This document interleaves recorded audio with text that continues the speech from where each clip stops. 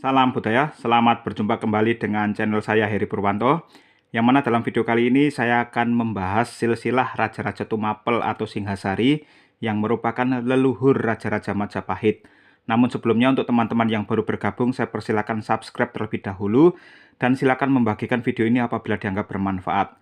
Baik teman-teman, pada video sebelumnya sudah kita bahas silsilah Raja-Raja Majapahit, baik itu yang bersumber dari temuan purbakala ataupun yang dari cerita tradisional.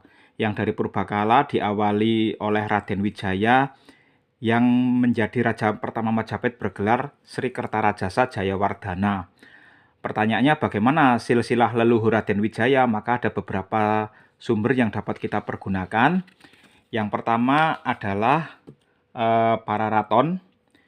Menurut Pararaton, cikal bakal dinasti Rajasa yang berkuasa di Majapahit itu bersumber dari tokoh bernama Ken Angrok, ya, Ken Angrok. Sedangkan yang populer di masyarakat itu nyebutnya Ken Arok. Kenapa demikian? Karena Pararaton yang berbahasa Jawa Pertengahan itu diterjemahkan oleh J.L.A. Brandes ke dalam bahasa Belanda, dan di bukunya itu di sampulnya ditulis Pararaton dalam kurung Ken Arok. Nah, karena sampulnya tertulis demikian, maka Ken Arok menjadi populer, padahal di teks Pararaton itu tertulisnya Ken Angrok, ya. Jadi diawali cerita pengantin baru bernama Gajah Para dan Ken Endok.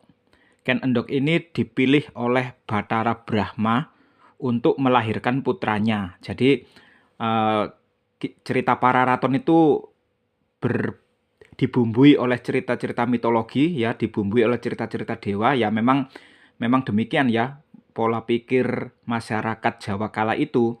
Jadi cerita-cerita Pararaton ini berhubungan dengan kisah para dewa untuk menjelaskan betapa hebatnya pendiri dinasti Rajasa, maka dia disebut sebagai anak dewa, ya. Gajah Para ini yang cemburu karena istrinya mengandung anak dewa, maka dia menceraikan Ken Endok. Ken Endok kemudian melahirkan Ken Angrok yang setelah dewasa mengabdi kepada Tunggul Ametung Akuwu di Tumapel. Tunggul Ametung adalah bawahan dari Dangdang Gendis, yaitu Raja Daha atau Kadiri, ya. Tunggul Ametung mempunyai istri bernama Ken Dedes, putri dari Empu Purwa, ya. Jadi yang populer di masyarakat itu kan nyebutnya Ken Dedes, padahal yang benar menurut teks Pararaton adalah Ken Dedes, ya. Ken Angrok mendapat ramalan bahwa Ken Dedes akan menurunkan raja-raja tanah Jawa, sehingga dia membunuh Tunggul Ametung untuk merebut Ken Dedes sekaligus menduduki Tumapel, ya. Ketika dinikahi Ken Angrok, Ken Dedes ini sudah mengandung anak Tunggul Ametung, sehingga kemudian lahir sang Anusapati.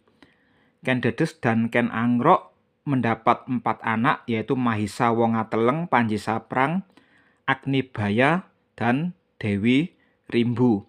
Selain itu Ken Angrok juga punya istri muda yang melahirkan 4 anak juga, yaitu Panji Tohjaya, Panji Sudatu, Tuan Wergola, dan Dewi Rambi.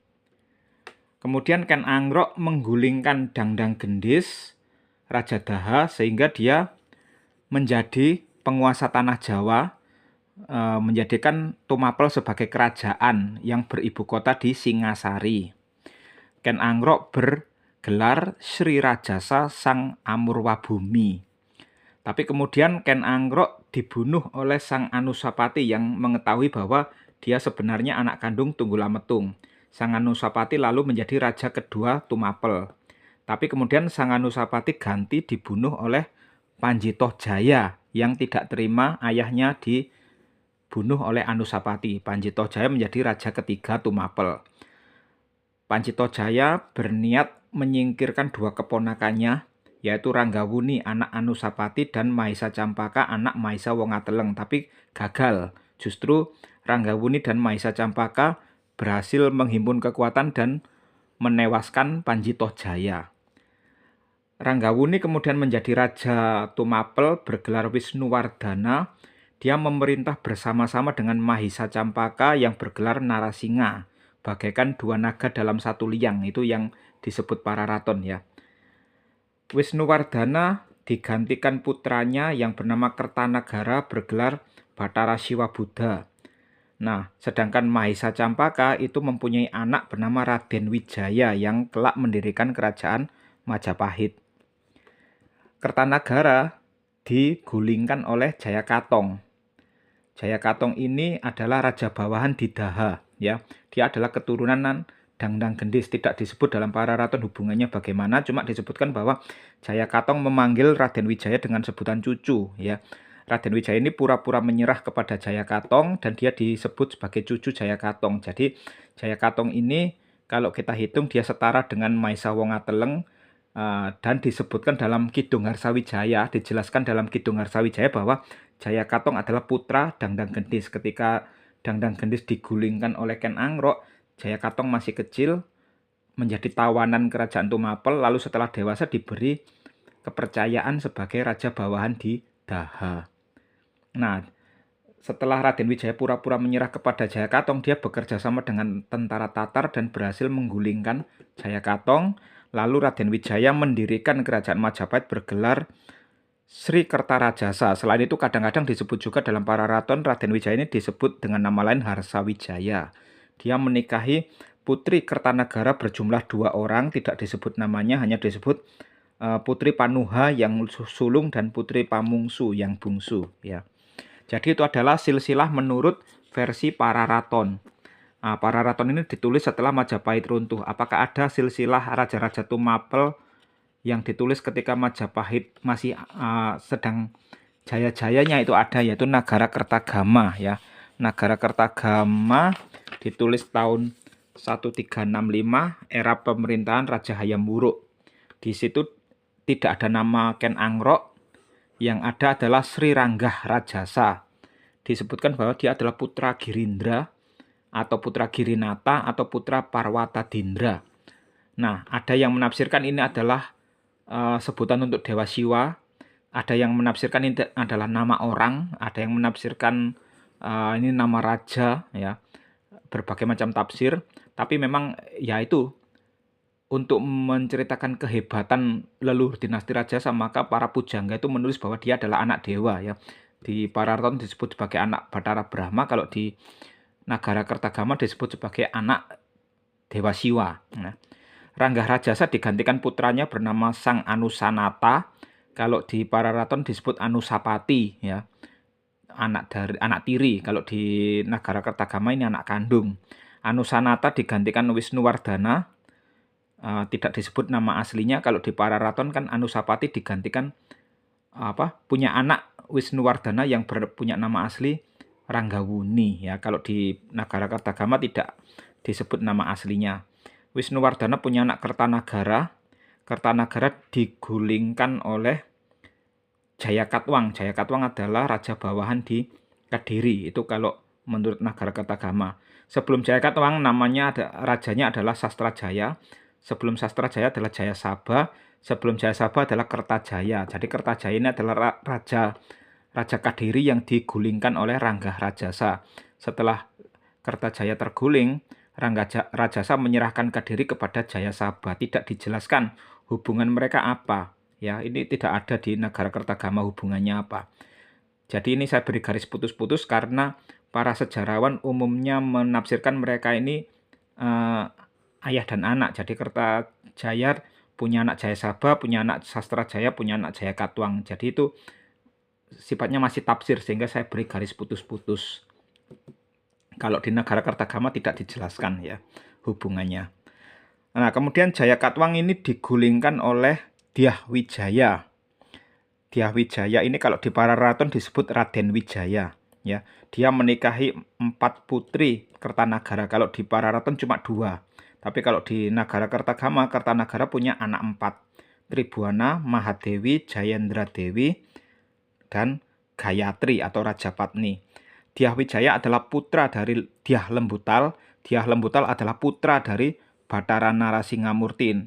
Narasinghamurti ini memerintah bersama-sama dengan Wisnuwardana. Cuma tidak disebutkan ayah dari Narasinghamurti itu siapa. Ya, kalau di Pararaton kan namanya Mahisa Wongateleng. Kalau di Nagara Kertagama tidak disebutkan. Ya, jadi ini adalah silsilah leluhur Raja-Raja Majapahit versi Nagara Kertagama. Itu ditulis ketika era Majapahit. Kalau Pararaton ditulis ketika Majapahit sudah runtuh. Pertanyaannya, apakah ada silsilah yang bersumber dari tulisan era Tumapel? Ya, ada. Jawabannya ada. Yaitu Prasasti Mula Malurung. Ya, Prasasti Mula Malurung ini ditemukan tahun 1975 ya, ketika Indonesia sudah merdeka. Beda dengan Pararaton dan Nagara Kertagama yang ditemukan pada zaman kolonial, Mula Malurung ini ditemukan pada zaman Orde Baru tahun 75, kemudian sisanya ditemukan tahun 2001 zaman reformasi ya. Jadi ini sudah ketika Indonesia sudah merdeka. Jadi sejarawan Belanda pun tidak mengerti tentang prasasti Mula Malurung. Dalam Prasasti Mula Malurung itu ditulis tahun 1255 era Raja Nararya Seminingrat. Nararya Seminingrat ini punya anak Kertanagara. Jadi kalau kita cocokkan dengan Nagara Kertagama dan Pararaton, berarti Nararya Seminingrat ini sama dengan Wisnuwardana. Ya, cuma ketika Prasasti Mula Malurung ditulis, dia masih pakai nama Seminingrat, belum pakai nama Wisnuwardana. Kalau menurut Pararaton kan namanya Ranggawuni ya. Itu kan nama versi Pararaton. Tapi kalau versi prasasti namanya Seminingrat. Seminingrat menyebutkan bahwa kakeknya adalah Raja Tumapel yang bernama Bataran Nama Siwaya Sanglineng Dampakanaka. Ini nama Anumerta ya. Baginda dalam nama Siwa yang meninggal di tahta emas. Didarmakan di Kagenengan. Dibuatkan candi di Kagenengan. Kalau kita cocokkan dengan Pararaton itu sama dengan Ken Angrok. Kalau kita cocokkan dengan Nagara Kertagama ini sama dengan Ranggah Rajasa. Kemudian buyutnya itu tidak disebut namanya, disebut hanya dia dibuatkan candi di Kalangbret. Kemudian setelah kakeknya Seminingrat meninggal, yang menjadi raja adalah ayah Seminingrat. Tidak disebut juga namanya, hanya disebut setelah meninggal didarmakan di Kidal. Nah, ini cocok dengan Nagara Kertagama. Anusanata itu setelah meninggal didarmakan di Kidal. Juga cocok dengan Pararaton. Kalau di Pararaton Anusapati setelah meninggal didarmakan di Kidal. Jadi ini cocok ya dengan Nagara Kertagama dan Pararaton.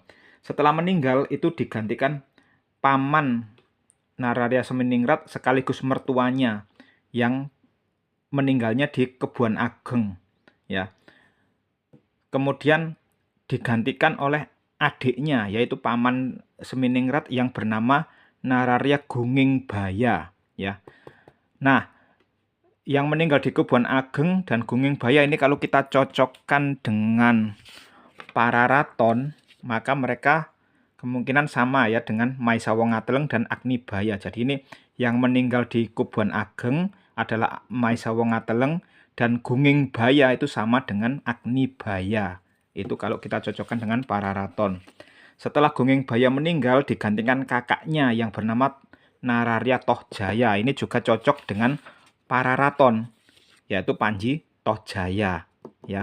Jadi Pararaton ini walaupun ditulis sesudah Majapahit runtuh tapi banyak yang cocok dengan prasasti. Sedangkan di Nagara Kertagama justru tidak ada nama Tohjaya, tidak ada Gungingbaya juga tidak ada. Jadi malah Pararaton yang malah lebih lengkap daripada Nagara Kertagama. Nah, setelah Nararya Tohjaya meninggal, itu Kerajaan Tumapel dipimpin oleh Nararya Seminingrat. Seminingrat ini juga menyebutkan para raja bawahan antara lain yaitu Sri Jayakatyeng ini menjadi raja bawahan di Glang-Glang yang berlokasi di Bumi Wurawan, itu daerah Madiun ya. Kemudian ada putranya yang bernama Nararya Kirana, itu menjadi raja bawahan di Lumajang. Lalu putra mahkota ya, putra mahkota cucu dari yang meninggal di Kebuan Ageng itu bernama Nararya Murdaja, bergelar Sri Kertanagara. Ini menjadi raja bawahan di Daha berlokasi di bumi Kediri, ya. Jadi di sini kita temukan di Prasasti Mula Malurung kita temukan bahwa nama asli Kertanagara adalah Murdaja, ya. Bukan Murdaya loh ya. Karena ada beberapa sejarawan yang menulis Murdaya, itu keliru. Kenapa? Karena di prasasti tertulisnya Murdaja, ya. Kayak kalau apa? Ini nama Sanskerta, ja harus dibaca ja, bukan dibaca ya. Itu bukan ejaan Belanda, ya. Kemudian Seminingrat juga punya anak perempuan bernama Turuk Bali. Ini adalah istri dari Jayakating, Raja Gelang-Gelang. Kemudian ada keponakan Seminingrat yang bernama Sri Harsawijaya, itu menjadi raja di Bumi Janggala. Kemudian ada sepupu Seminingrat yaitu Narajaya Raja Hring, Ratnaraja Raja Morono, dan Sabajaya Raja Lua. Ini saya beri garis putus-putus, mungkin dia anak Tohjaya, mungkin anak Gungingbaya, ya. Jadi ini masih kemungkinan, saya beri garis putus-putus. Lalu ada ipar Seminingrat bernama Rakrian Kulub Kuda, putra dari Apanji Adimurti, menjadi raja di Madura. Nah, yang menarik Harsawijaya ini kalau kita cocokkan dengan Pararaton, Harsawijaya itu adalah nama lain Raden Wijaya, ya. Harsawijaya nama lain Raden Wijaya, putra dari Maisa Campaka. Tapi kalau di Prasasti Balawi ternyata Harsawijaya dan Raden Wijaya ini adalah dua orang yang berbeda. Jadi penulis Pararaton ini merancukan Harsawijaya dengan Raden Wijaya itu sebenarnya dua orang yang berbeda, tapi dalam Pararaton dianggap satu orang, yaitu putra Maisa Campaka. Sedangkan menurut Nagara Kertagama, Dyah Wijaya atau Raden Wijaya itu bukan putra Maisa Campaka atau Narasingha, tapi cucu dari Narasinghamurti. Ini cocok dengan Prasasti Kudadu, yaitu Dyah Wijaya adalah Narasinghamurti Sutatmaja, putra dari putra Narasinghamurti. Jadi kalau kita cocokkan dengan Prasasti Mula Malurung, ya seperti ini. Harsawijaya inilah yang putra Maisa Campaka, sedangkan Raden Wijaya adalah cucunya, ya. Maka di sini Harsawijaya adalah putra dari Maisa Campaka atau Narasinghamurti. Cuma pada saat Prasasti Mula Malurung ditulis belum ada nama Narasinghamurti, yang ada adalah Nararya Waninghyun, ya. Ada sejarawan-sejarawan yang menafsirkan Nararya Waninghyun adalah nama istri dari Seminingrat atau ibu dari Kertanagara. Tapi sejarawan Hadisidomulyo itu menolak Nararya Waninghyun bukan nama perempuan tapi nama laki-laki. Jadi Hadisidomulyo menafsirkan Waninghyun adalah Narasinghamurti yang dalam Pararaton disebut Maisa Campaka. Sedangkan Harsawijaya adalah putra Narasinghamurti alias Nararya Waninghyun. Saya setuju dengan Hadisidomulyo. Jadi Waninghyun ini laki-laki bukan perempuan. Kenapa? Karena Nararya itu gelar laki-laki. Tidak ada perempuan yang bergelar Nararya, ya. Nararya Waninghyun ini laki-laki. Nararya Seminingrat juga laki-laki. Nararya Kirana juga laki-laki, karena di Prasasti Mula Malurung tertulis Nararya Kirana adalah atmaja dari Nararya Seminingrat. Atmaja itu anak laki-laki, ya. Kalau anak perempuan namanya Duhita atau putri, ya. Nararya Murdaja ini juga laki-laki. Sedangkan Turuk Bali itu adalah perempuan, dia tidak pakai Nararya. Kalau ada buku sejarah yang nulis Nararya Turuk Bali itu salah, ya. Karena di Prasasti Mula Malurung tertulisnya Turuk Bali, tidak pakai Nararya, ya. Kemudian kalau Sri ini bisa dipakai laki-laki, bisa dipakai perempuan. Ini universal, ya. Oke, jadi di sini tafsirnya Sri Harsawijaya adalah putra Narasinghamurti alias Nararya Waninghyun. Sedangkan di sini di Nagara Kertagama Narasinghamurti punya anak Dyah Lembutal, punya anak Dyah Wijaya. Pertanyaannya, apakah Dyah Lembutal ini sama dengan Harsawijaya? Apakah Dyah Wijaya ini putra dari Harsawijaya. Nah, ini kita menunggu temuan lebih lanjut. Menunggu temuan lebih lanjut, saya tidak berani menyimpulkan di sini ya. Apakah Harsawijaya ini sama dengan Dyah Lembutal ataukah mereka bersaudara? Itu kita menunggu temuan lebih lanjut. Jadi teman-teman, ini adalah silsilah raja-raja Tumapel berdasarkan 3 sumber purbakala. Sekarang pertanyaannya, bagaimana dengan sumber tradisional? Apakah ada nama Ken Angrok, Wisnuwardana, dan lain sebagainya? Jawabnya tidak ada ya. Kalau sumber tradisional, Raja-Raja Majapahit kan cikal bakalnya bukan Raden Wijaya, tetapi Raden Sesuruh ya. Raden Sesuruh ini siapa? Raden Sesuruh ini adalah keturunan Raja-Raja Pajajaran, itu kalau menurut sumber tradisional. Jadi Lembu Amiluhur, Raja Jenggolo, itu punya anak Panji menjadi Raja Jenggolo. Kemudian punya anak Kudolaleyan menjadi Raja Jenggolo. Kemudian kerajaan Jenggolo tenggelam oleh banjir. Lalu Kudolaleyan pindah ke Jawa Barat mendirikan kerajaan Pajajaran. Kalau dipikirkan tidak logis. Jenggolo di Jawa Timur kena banjir, ngungsinya sampai ke Jawa Barat. Nah itu kan kalau dipikir tidak logis. Tapi memang cerita tradisional itu tidak harus logis ya. Karena tujuannya memang untuk legitimasi bahwa para pujangga ingin menunjukkan bahwa Raja-Raja Mataram adalah keturunan Raja-Raja Pulau Jawa semua ya. Mataram adalah keturunan Majapahit, Majapahit adalah keturunan Pajajaran, Pajajaran adalah keturunan Jenggolo, Jenggolo keturunan Kahuripan, Kahuripan keturunan Pengging, Pengging keturunan Kadiri, dan seterusnya seperti itu. Itu adalah kreasi pujangga Jawa Baru ya, sumber tradisional.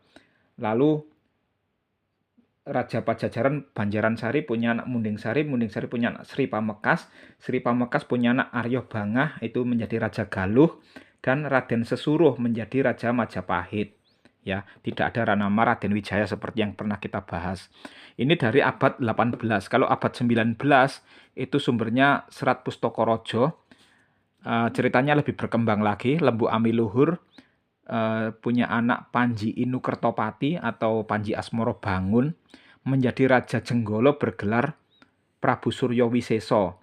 Prabu Suryo Wiseso digantikan putranya Raden Kudolaleyan bergelar Prabu Suryo Amiluhur. Kemudian kerajaan Jenggolo tenggelam oleh banjir, pindah ke Jawa Barat, mendirikan kerajaan Pajajaran bergelar Prabu Panji Maheso Tandreman. Nah, Prabu Panji Maheso Tandreman digantikan putranya sebagai Raja Pajajaran bergelar Prabu Banjaran Sari. Digantikan putranya bernama Prabu Purbosapolo. Digantikan putranya bernama Prabu Dewa Mantolo. Dewa Mantolo ini digulingkan oleh pamannya bernama Prabu Munding Sari. Prabu Munding Sari punya anak 3, Prabu Munding Wangi menjadi Raja Pajajaran, Prabu Buniwangi menjadi Raja Kuningan, dan Prabu Siliwangi menjadi Raja Galuh. Munding Wangi digantikan putranya Raden Gondokusumo bergelar Prabu Sri Pamekas atau Prabu Sundo Anyokrowati sebagai Raja Pajajaran. Ya, Pajajaran kok namanya nama-nama Jawa? Ya memang itu karangan pujangga Jawa ya, jadi ya pakai nama-nama Jawa. Ya, Prabu Sundo Anyokrowati punya anak Aryo Bangah, Raja Galuh, dan Raden Tanduran. Ini berkelana ke Jawa Timur pakai nama Joko Sesuruh, mendirikan kerajaan Majapahit bergelar Prabu Bratono. Nanti nyambungnya di sini ya. Raden Tanduran bergelar Prabu Bratono, lalu Prabu Brokumoro, Brawijaya I, kemudian Dewi Subositi menikah dengan Damar Wulan, bergelar Prabu Brokusumo, lalu digulingkan oleh Brawijaya II, Brawijaya III, Brawijaya IV, terakhir Brawijaya V. Jadi ini raja-raja versi tradisional. Jadi begitu teman-teman, dalam silsilah leluhur Majapahit versi tradisional tidak ada nama Ken Angrok ya.